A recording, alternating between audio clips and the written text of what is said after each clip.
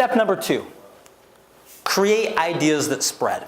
So we've talked about thus far this idea of thinking small. You don't have to claim the entire big space all at once. You do it incrementally, and you laser focus into niche areas. Now, what if I told you that the message itself that you're spreading matters? That some advice, tips, ideas spread more than others? Wouldn't it make sense, if you want to be a thought leader in 4 to 6 months, not 3 years, to find those ideas that spread faster? Right? Like, say, yes, Ben. Okay, yes. Okay, say, yeah. Say, that's what I'm talking about. Okay, good. So, how can we create ideas in whatever the subject that spread faster? What are the characteristics of those ideas that cause them to spread? So, let's take a look and break down the components of 3 things that most ideas that spread, most noteworthy thought leadership ideas, things that you'll observe. So, number 1, simple. So here's the part about, remember at the beginning when we defined what is a thought leader? Here's the part that matters when we say a thought leader is someone who pulls people towards them, who pulls opportunities towards them. If you're that kind of thought leader, it's not enough just to be authoritative and influential. You need other people to spread your influence. But if you need that, that means that not only does everyone here, for instance, if I want to be a thought leader on thought leadership, right? A little bit meta. I need all of you not just to understand what I say. I need you to understand and be able to tell someone else, be able to tweet it out, share it, post about it, tell a friend. And it has to be simple enough for me to do that. So I can give a brilliant presentation up here, but if you can't go away and just like, you can go say, hey, I went to this presentation today, and you're telling your like, I don't know, girlfriend, boyfriend, friend, whatever, and saying, oh yeah, and I learned like a thing, and I learned about you think small to get big, right? If you can't say it really easily and spread it, then I'm putting the parking brake on my thought leadership, right? And the same thing's true for all of you. So we need an idea that's really, really simple so that you could hear it in 5 minutes or 5 seconds and get what it is. I'm going to give you some examples of what those ideas are like. Number 2, we need something that's surprising. We need something that's a little bit different, a little bit unusual. Why? Because all of you probably came in here and been like, okay, yeah, some like social media PR guy, I know this advice, I probably know all this stuff already, maybe I'll just come just to see if I get like, an extra thing I might, right? So you're all coming out, you're a little bit skeptical. So how do we create some kind of element of surprise, something unexpected that gets your attention and says, whoa, so, maybe that's something a little bit like there's some wordplay there, like think small to get big. Okay, that's a little bit counterintuitive. Maybe there's other things we could do in our thought leadership. Okay, so let's be surprising. And 3, let's be significant. So we could be simple. I could say like a really simple phrase. I could be surprising. Like I could just like, start like, I don't know, doing the river dance up here, and that would be surprising. But then how is it significant to the message I'm trying to communicate? How can it actually mean something that has some importance and some value?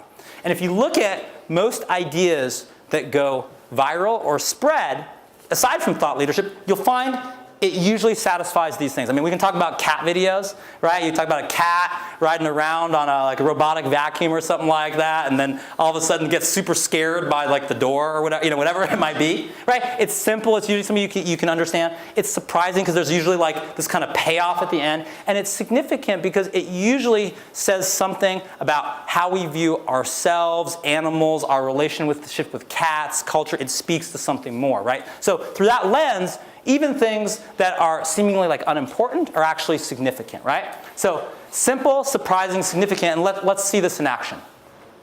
So how many of people have heard this proverb? A bird in hand is worth 2 in the bush. Or it sounds familiar. Okay, raise your hand. Okay, a few people.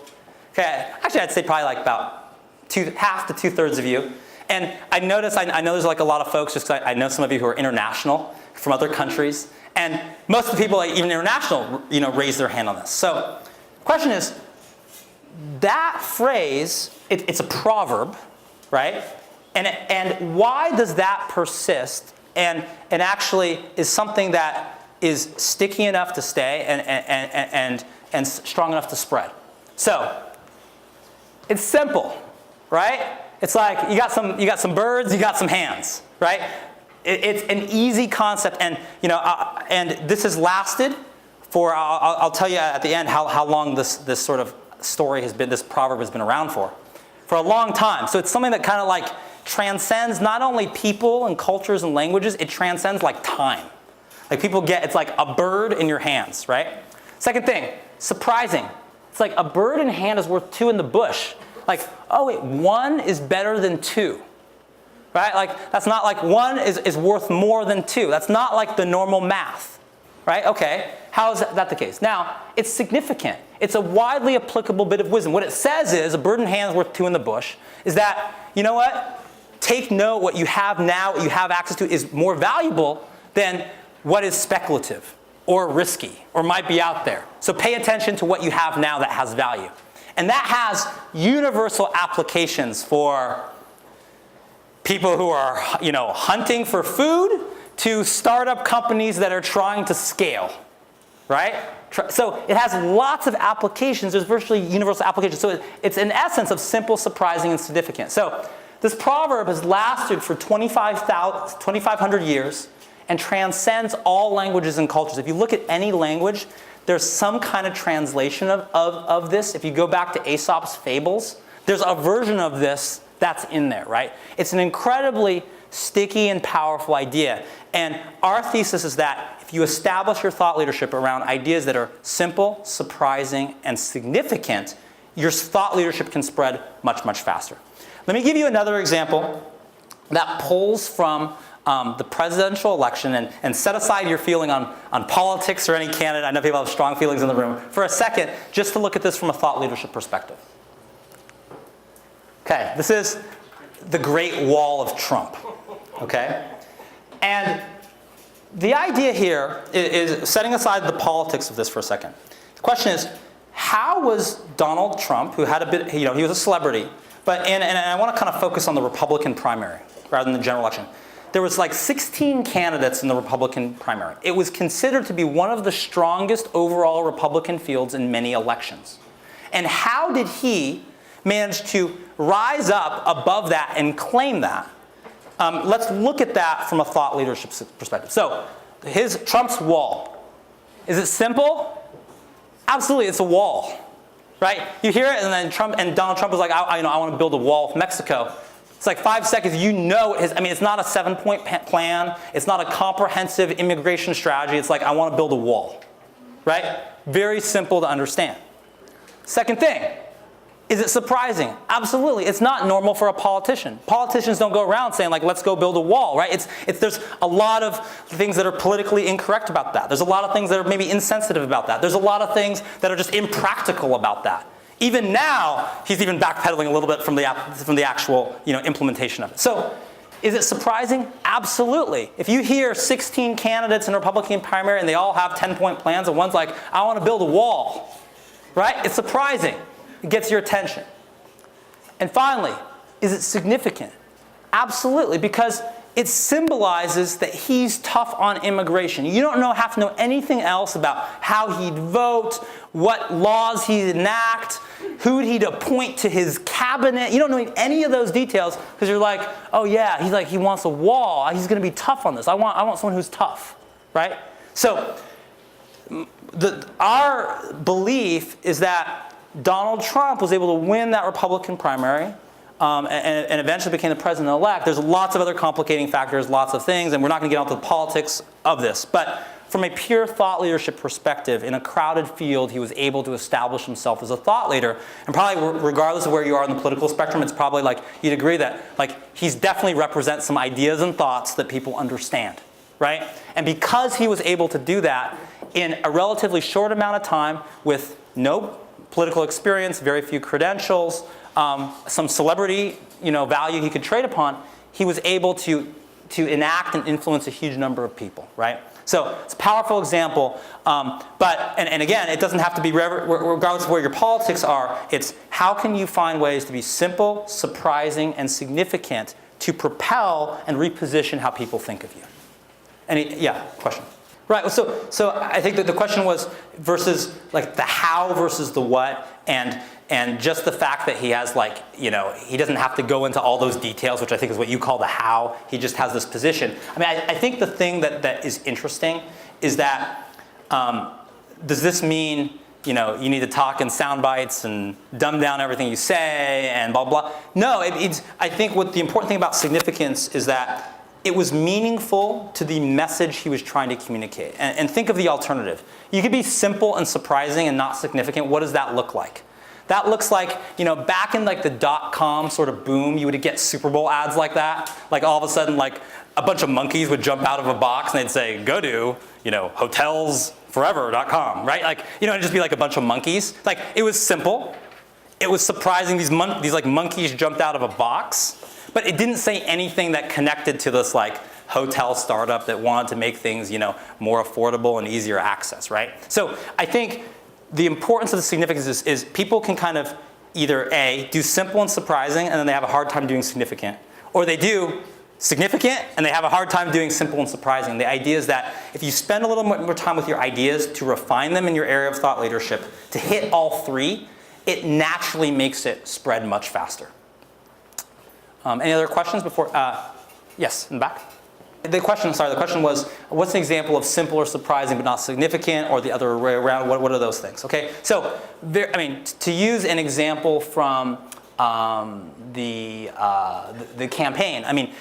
Let's say an issue like, let's go into like trade. Okay, like that was an issue from the political campaign. So, issue like trade, you had very significant things about debating. Okay, is this particular trade policy? These are the 7 things that we should do. It could be very significant in terms of the idea, but we need to, let's say, repeal this trade policy on one hand. But then, sort of to use an example from Trump. Trump came around and said, "No, I believe in America first trade." Right? That America first trade, like you don't know a lot of details about it, but you're like, okay, is it simple? Yeah, it's like America first. Is it surprising?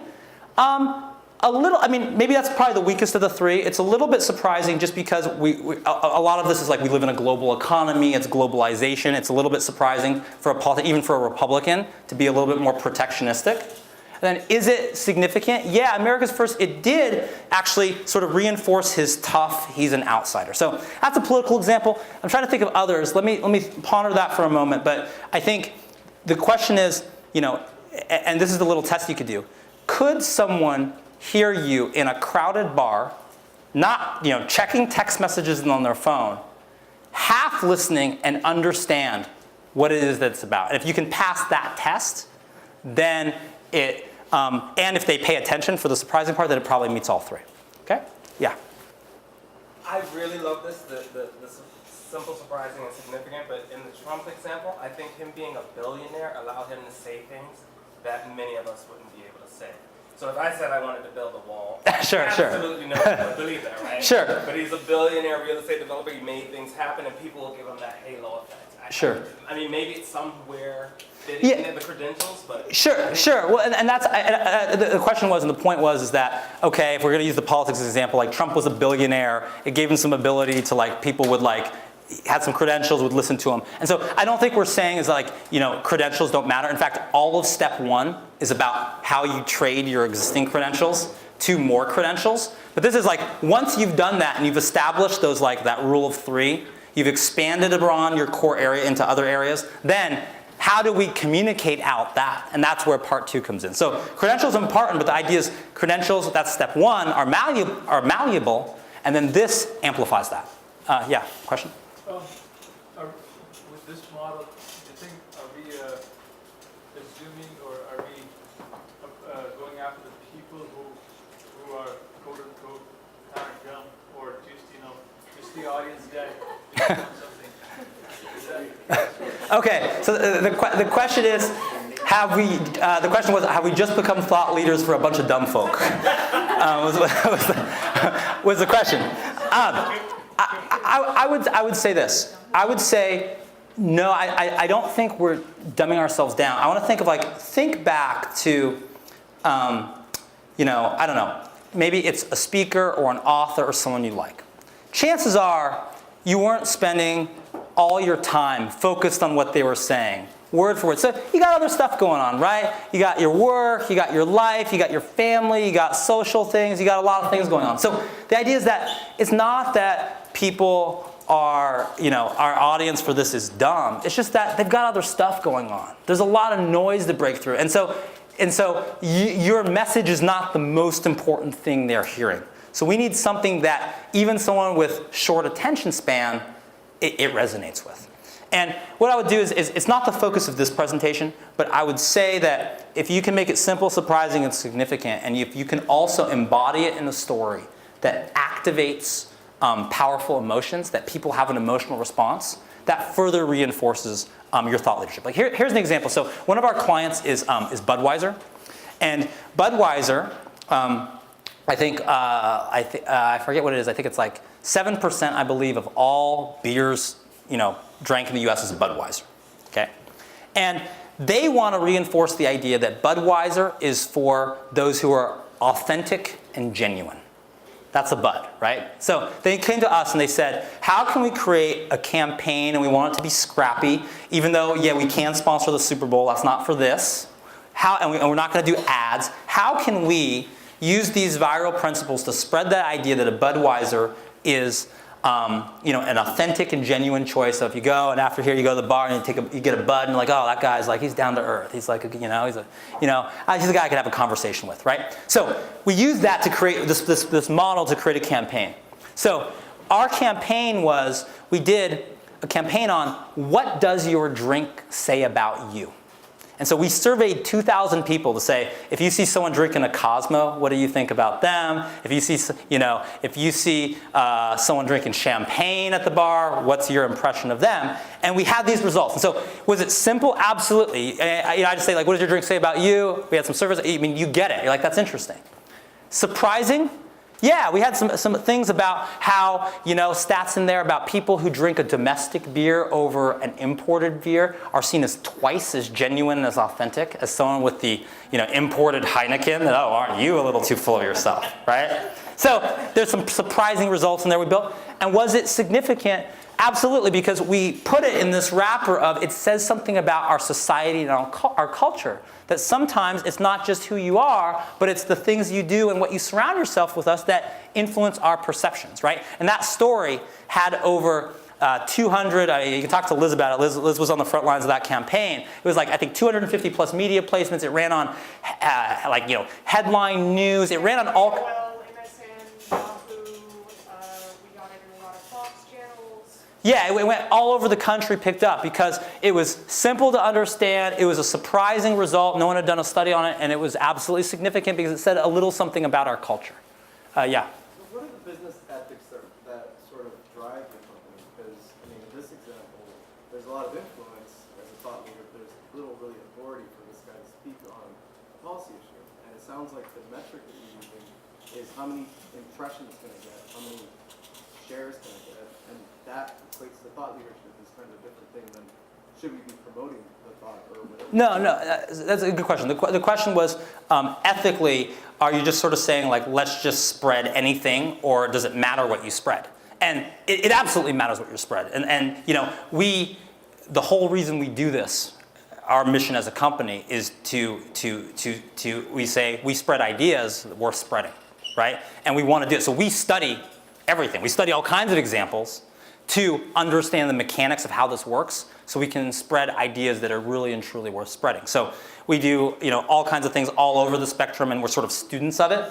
But I think the important thing to realize is, how you analyze and kind of divorcing yourself from, the emotional response to something, or whether you like an idea or not, and look at it from a more sort of like clinical eye of what's going on, and then using that information for something that is really, truly important. And that's what we aspire to do.